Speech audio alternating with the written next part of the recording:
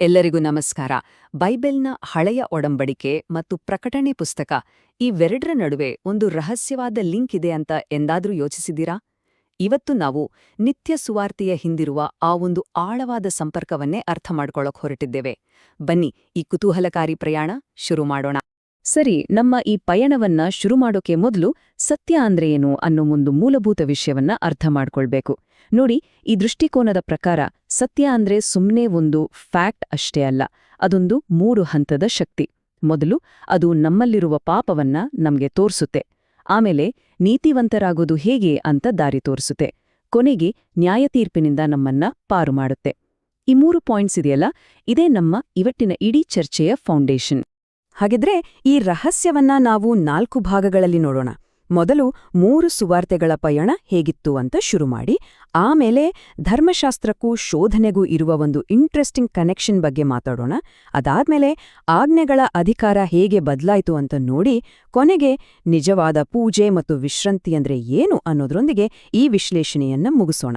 ಸರಿ, ಹಾಗಾದ್ರೆ ಮೊದಲನೇ ಭಾಗಕ್ಕೆ ಬರೋಣ. ಅದೇ 3 ಸುವಾರ್ತೆಗಳ ಪ್ರಯಾಣ.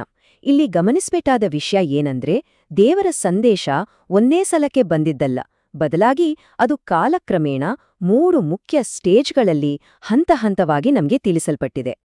ಅಂದ ಹಾಗೆ ಆ 3 ಹಂತಗಳು ಯಾವುವು ಅಂದ್ರೆ, ಮೊದಲನೇದು ಹಳೆಯ ಒಡಂಬಡಿಕೆಯ ಧರ್ಮಶಾಸ್ತ್ರ.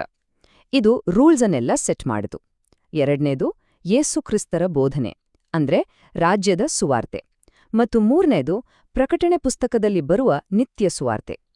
ಒಂದ್ರೀತಿ ಒಂದರ ಮೇಲೊಂದು ಕಟ್ಟಿದ ಹಾಗೆ ಪ್ರತಿಯೊಂದು ಹಂತವು ದೇವರ ಯೋಜನೆಯನ್ನ ಇನ್ನಷ್ಟು ಕ್ಲಿಯರ್ ಮಾಡ್ತಾ ಹೋಗುತ್ತೆ. ಈ ಟೇಬಲ್ ನೋಡಿದ್ರೆ ಈ 3 ಹಂತಗಳು ಎಷ್ಟು ಚೆನ್ನಾಗಿ ಲಿಂಕ್ ಆಗಿವೆ ಅಂತ ಗೊತ್ತಾಗುತ್ತೆ. ಇಲ್ಲೋಡಿ, ಪ್ರತಿಯೊಂದು ಸುವಾರ್ತೆಗೂ ಒಂದು ನಿರ್ದಿಷ್ಟ ಯುಗ ಮತ್ತು ಒಂದು ಮುಖ್ಯ ಸಂದೇಶ ಇದೆ. ಧರ್ಮಶಾಸ್ತ್ರ ಬರಲಿರುವ ಮೆಸ್ಸಿಯಾನ ಬಗ್ಗೆ ಹೇಳಿದ್ರೆ, ರಾಜ್ಯದ ಸುವಾರ್ತೆ ಯೇಸುವೆ ಆ ಮೆಸ್ಸಿಯಾ ಅಂತ ಘೋಷಿಸುತ್ತೆ. ಇನ್ನು ನಿತ್ಯ ಸುವಾರ್ತೆ ಆತ ಮತ್ತೆ ಬರುತ್ತಾನೆ ಅನ್ನೋ ಸಂದೇಶ ಕೊಡುತ್ತೆ. ಇದು ಒಂದ್ರೀತಿ ಪರ್ಫೆಕ್ಟ್ ಟೈಮ್ಲೈನ್ ಇದ್ದ ಹಾಗೆ ಅಲ್ವಾ? ಸರಿ, ಇಲ್ಲಿಂದ ಮುಂದೆ ನಮ್ಮ ಚರ್ಚೆ ತುಂಬಾನೇ ಇಂಟ್ರೆಸ್ಟಿಂಗ್ ಆಗುತ್ತೆ. ಯಾಕಂದ್ರೆ ನಾವು ಈ ಇಡೀ ವಿಶ್ಲೇಷಣೆಯ ಒಂದು ಬಹಳ ವಿಶಿಷ್ಟವಾದ ಭಾಗಕ್ಕೆ ಬಂದಿದ್ದೇವೆ. ಅದೇ ಧರ್ಮಶಾಸ್ತ್ರಕ್ಕೂ ಶೋಧನೆಗೂ ಇರುವ ಒಂದು ಆಳವಾದ ಸಮಾನಾಂತರವಾದ ಸಂಬಂಧ.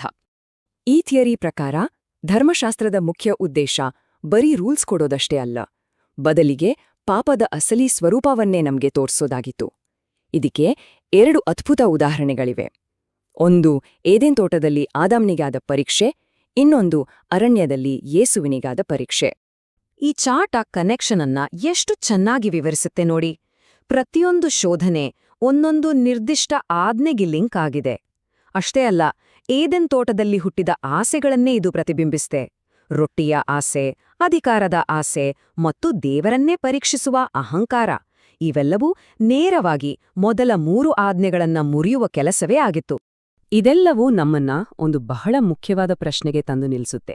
ಏನಪ್ಪಾ ಅಂದ್ರೆ, ಅರಣ್ಯದಲ್ಲಿ ಯೇಸು ಆ ಶೋಧನೆಗಳನ್ನ ಗೆದ್ದಿದ್ದು ಕೇವಲ ಅವರಿಗಷ್ಟೇ ಸೀಮಿತವಾದ ಗೆಲುವಾಗಿರ್ಲಿಲ್ಲ, ಅದು ಧರ್ಮಶಾಸ್ತ್ರದ ಸ್ವರೂಪವನ್ನೇ ಬದಲಾಯಿಸ್ಬಿಟ್ಟಿತ್ತು.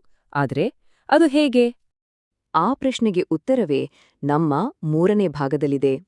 10 ಆಜ್ಞೆಗಳ ಹೊಸ ಒಡೆಯ. ನೋಡಿ, ಯೇಸುವಿನ ಗೆಲುವು ಧರ್ಮಶಾಸ್ತ್ರವನ್ನು ತೆಗೆದುಹಾಕಲಿಲ್ಲ, ಬದಲಿಗೆ ಅದರ ಅಧಿಕಾರದ ಸೆಂಟರ್ ಪಾಯಿಂಟನ್ನೇ ಶಿಫ್ಟ್ ಮಾಡಿತು. ಇಲ್ಲಿ ಒಂದು ದೊಡ್ಡ ಬದಲಾವಣೆಯನ್ನು ನಾವು ಗಮನಿಸಬಹುದು. ಈ ವಾದದ ಪ್ರಕಾರ 10 ಆಜ್ಞೆಗಳ ಅಧಿಕಾರವು ಹಳೆಯ ಒಡಂಬಡಿಕೆಯ ಯೆಹೋವನಿಂದ ನೇರವಾಗಿ ಹೊಸ ಒಡಂಬಡಿಕೆಯ ಯೇಸುವಿಗೆ ವರ್ಗಾಯಿಸಲ್ಪಟ್ಟಿದೆ. ಇದು ಸುಮ್ಮನೆ ಒಂದು ಹೆಸರು ಬದಲಾದ ಹಾಗಲ್ಲ, ಇದು ದೈವಿಕ ಅಧಿಕಾರದ ಒಂದು ಸಂಪೂರ್ಣ ವರ್ಗಾವಣೆ. ಈ ಸ್ಲೈಡ್ ನೋಡಿದರೆ ಈ ವಾದದ ಕ್ಲೈಮ್ಯಾಕ್ಸ್ ಅರ್ಥ ಆಗುತ್ತೆ. ಅರಣ್ಯದಲ್ಲಿ ಯೇಸು ಕೊಟ್ಟ ಉತ್ತರಗಳೇ ಹೇಗೆ ಆ 10 ಆಜ್ಞೆಗಳಿಗೆ ಹೊಸ ಫೌಂಡೇಶನ್ ಆಗುತ್ತೆ ಅಂತ ಇದು ತೋರಿಸುತ್ತೆ. ಉದಾಹರಣೆಗೆ, ದೇವರ ಬಾಯಿಂದ ಬರುವ ಮಾತು ಅನ್ನೋದು ಈಗ ಯೇಸುವಿನ ಬಾಯಿಂದ ಬರುವ ಮಾತು ಆಗುತ್ತೆ. ಅಂದ್ರೆ ಆಜ್ಞೆಗಳು ಯೇಸುವಿನ ವ್ಯಕ್ತಿತ್ವದಲ್ಲಿ ಒಂದು ಹೊಸ ಅರ್ಥವನ್ನು ಪಡೆದುಕೊಳ್ತಿವೆ. ಹಾಗಾದ್ರೆ ಇದರ ಒಟ್ಟು ಸಾರಾಂಶ ಏನು? ಅಂದ್ರೆ ಧರ್ಮಶಾಸ್ತ್ರವನ್ನ ಪಾಲಿಸೋದು ಅಂದ್ರೆ ಇನ್ಮುಂದೆ ಕೇವಲ ನಿಯಮಗಳನ್ನ ಅನುಸರಿಸೋದಲ್ಲ, ಬದಲಿಗೆ ಯೇಸುವನ್ನ 3 ಮುಖ್ಯ ಪಾತ್ರಗಳಲ್ಲಿ ಒಪ್ಪಿಕೊಳ್ಳೋದು. ಆತನೇ ನಮ್ಮ ನಿಜವಾದ ಪ್ರವಾದಿ, ಆತನೇ ನಮ್ಮ ರಾಜ ಮತ್ತು ಆತನೇ ನಮ್ಮ ಮಹಾಯಾಜಕ. ಸರಿ, ಧರ್ಮಶಾಸ್ತ್ರದ ಅಧಿಕಾರವೇ ಯೇಸುವಿನಲ್ಲಿ ಕೇಂದ್ರಿತವಾಗಿದ್ರೆ, ಹಾಗಾದರೆ ಸಬ್ಬತ್ನಂತಹ ಪ್ರಮುಖ ಆಚರಣೆಗಳ ಕಥೆಯೇನು? ನಮ್ಮ 4ನೇ ಹಾಗೂ ಕೊನೆಯ ಭಾಗದಲ್ಲಿ ನಿಜವಾದ ಆರಾಧನೆ ಮತ್ತು ವಿಶ್ರಾಂತಿಯ ಅರ್ಥ ಹೇಗೆ ಬದಲಾಗಿದೆ ಅಂತ ನೋಡೋಣ. ಇಲ್ಲಿ ಒಂದು ಮುಖ್ಯವಾದ ಪಾಯಿಂಟ್ ಇದೆ. ಈ ಹೊಸ ದೃಷ್ಟಿಕೋನದಲ್ಲಿ ಸಬ್ಬತ್ನಂತಹ ಹಳೆಯ ಒಡಂಬಡಿಕೆಯ ಆಚರಣೆಗಳು ಕ್ಯಾನ್ಸಲ್ ಆಗೋದಿಲ್ಲ, ಬದಲಿಗೆ ಅವು ಟ್ರಾನ್ಸ್ಫಾರ್ಮ್ ಆಗ್ತವೆ. ಅಂದ್ರೆ ಅವುಗಳ ನಿಜವಾದ ಅಂತಿಮ ಅರ್ಥ ಯೇಸುವಿನಲ್ಲಿ ಪೂರ್ತಿಯಾಗತ್ತೆ. ಹಾಗಾಗಿ 4ನೇ ಆಜ್ಞೆಯ ಅಂತಿಮ ರೂಪ ಇಲ್ಲಿದೆ. ಸಬ್ಬತ್ ಅನ್ನೋದು ಒಂದು ದಿನ ಅಲ್ಲ, ಅದೊಂದು ವ್ಯಕ್ತಿ. ನಿಜವಾದ ವಿಶ್ರಾಂತಿ ಸಿಗೋದು ಕ್ರಿಸ್ತನಲ್ಲಿ. ಆತನಲ್ಲಿ ಸೇರಿಕೊಳ್ಳೋದೇ ನಿಜವಾದ ಸಬ್ಬತ್ ಆಚರಣೆ. ಈ ಮೂಲದ ಪ್ರಕಾರ ವಿಶ್ರಾಂತಿಯ ಈ ಕಾನ್ಸೆಪ್ಟ್ ಅಂತಿಮ ನ್ಯಾಯತೀರ್ಪಿಗೆ ಕನೆಕ್ಟ್ ಆಗಿದೆ.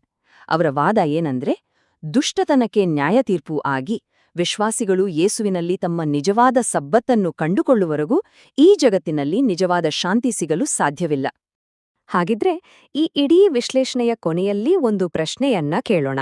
ಹಳೆಯ ಒಡಂಬಡಿಕೆಯ ಧರ್ಮಶಾಸ್ತ್ರ ಅನ್ನೋದು ಯೇಸುವಿನ ಕಡೆಗೆ ಕೈ ತೋರಿಸುವ ಒಂದು ಬೋರ್ಡ್ ಆಗಿದ್ರೆ, ಆತನಲ್ಲಿ ಆ ಧರ್ಮಶಾಸ್ತ್ರ ಪೂರ್ಣಗೊಂಡಿದ್ದು ನಮ್ಮೆಲ್ಲರ ಕೊನೆಯ ಗಮ್ಯಸ್ಥಾನದ ಬಗ್ಗೆ ಏನನ್ನ ಸೂಚಿಸ್ತಿರಬಹುದು? ಇದೊಂದು ಯೋಚಿಸಬೇಕಾದ ವಿಷಯ.